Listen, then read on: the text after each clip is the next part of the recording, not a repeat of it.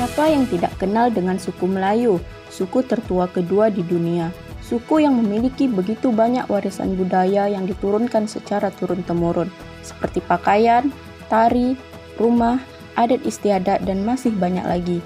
Ada banyak jenis-jenis kebudayaan dalam Melayu, salah satunya adalah dalam berpakaian. Dalam berpakaian, Melayu juga mengatur banyak tata cara serta adab-adabnya. Salah satunya adalah tanjak. Tanjak merupakan warisan adat Melayu yang masih sering digunakan hingga saat ini. Tanjak adalah ikat kepala tradisional Melayu yang mengarah ke atas.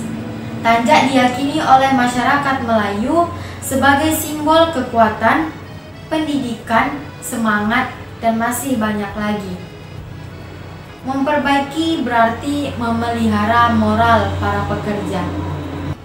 Sesuai dengan Kamus Bahasa Melayu, tanjak memiliki makna yaitu kain yang dililitkan di kepala. Kain songket yang dililit ke kepala memiliki unsur pakaian yaitu dalam unsur estetika, baik dalam bentuk, motif, dan makna tanjak. Tanjak mempunyai syarat. Pertama, harus terbuat dari bahan kain. Kedua, berasal dari kain segi 4 dilipat menjadi kain segitiga. Tanjak juga memiliki tapak pada lipatan pertama, sedangkan lipatan kedua dan seterusnya disebut dengan bengkong. Bagian yang paling penting dalam tanjak ialah tanjak harus memiliki simpul. Simpul bermakna ikatan pernikahan terbagi menjadi dua bagian, yaitu kiri dan kanan. Simpul pada tanjak menandakan ikatan pernikahan antara ayah dengan ibu. Dari ikatan pernikahan itu terjalinnya simpul pernikahan yang menandakan asal-usul dari mana dia berasal. Dan yang terakhir, tanjak memiliki karangan atau solekan di bagian atas tanjak. Tanjak diambil dari kata tanah yang dipijak, yang diumpamakan sebagai negeri tempat kita tinggal. Tanjak menjadi salah satu aksesoris untuk laki-laki di Melayu, yang digunakan pada bagian kepala dan menjadi salah satu simbol masyarakat Melayu. Tanjak memiliki simbol kewibawaan pada masyarakat Melayu, yang mana semakin tinggi dan kompleks bentuknya, maka akan menunjukkan semakin tinggi status sosial pemiliknya. Tanjak biasanya digunakan oleh laki-laki ketika hendak keluar rumah seperti halnya peci. Tanjak dapat digunakan oleh semua lapisan kelas sosial pada masyarakat, baik bangsawan maupun masyarakat biasa. Penggunaan tanjak menjadi salah satu identitas masyarakat Melayu yang sebenarnya. Penggunaan tanjak diperkenalkan kembali karena banyak yang belum mengetahuinya. Salah satunya adalah penggunaan tanjak bagi bangsawan dan masyarakat biasa, serta penggunaan tanjak yang tentunya sangat berbeda antara satu dengan yang lainnya. Penggunaan tanjak tidak boleh sembarangan dan ada aturan-aturan yang harus diketahui untuk memakainya. Penggunaan tanjak juga dibedakan berdasarkan status, umur, dan kedudukan sosial. Para orang besar kerajaan, datuk-datuk, kaum bangsawan, penghulu balai, dan penghulu istana memakai kain samping berwarna, tidak boleh berwarna hitam atau putih. Perlengkapan lain dalam berpakaian adat bagi kaum laki-laki dikenal dengan sebutan tanjak. Pemakaian tanjak tergantung pada tingkat kedudukan seseorang dalam masyarakat. Dalam adat istiadat Melayu Riau dikenal dengan sebutan tanjak, destar, tengkolok, yang mencirikan orang yang memakainya dan memiliki simbol kewibawaan. Tak heran, banyak saat ini jenis tanjak yang dipopulerkan. Tanjak sudah ada pertama kali sejak tahun 1400-an Masehi. Destar boleh digunakan untuk sebutan mewakili semua jenis hiasan kepala.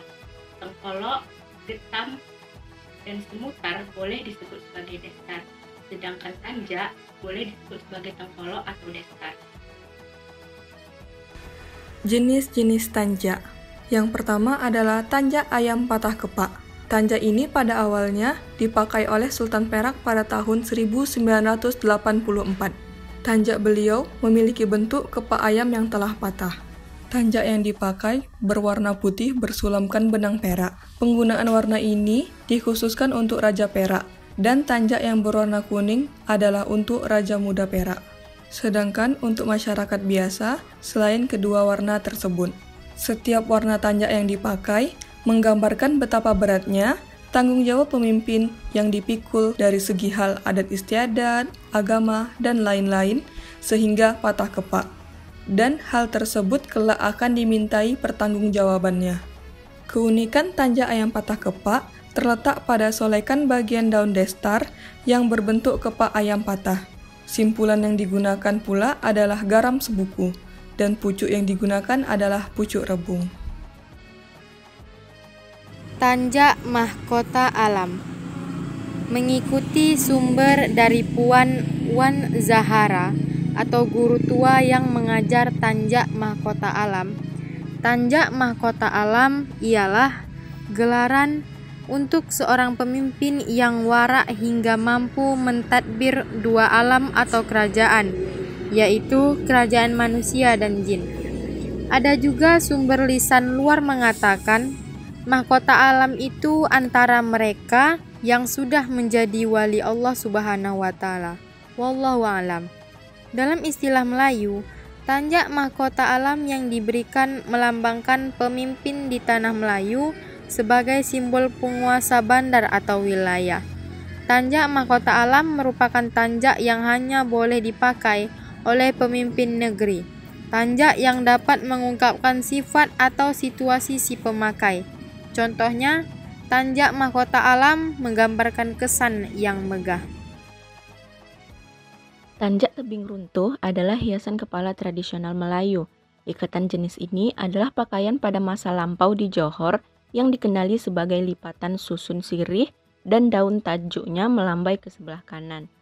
Tebing runtuh ada bagian tanjak tinggi sebelah kanan dan rendah di sebelah kiri. Ada pucuk di bagian depan tanjak. Lipatannya terjalin dengan rapi.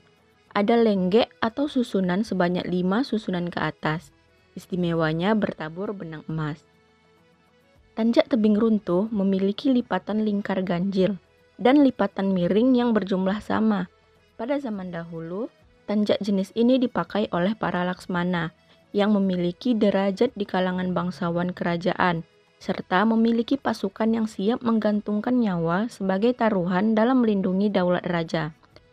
Tanjak tebing runtuh memiliki filosofi bagai tebing runtuh sebelah yang tinggi kanan yang rendah sebelah kiri, yang pucuk di sebelah muka lipatnya jalin-jalinan, berlenggek bersusun 5, bertabur berbenang emas, pakaian orang besar-besar, orang patut dalam negeri.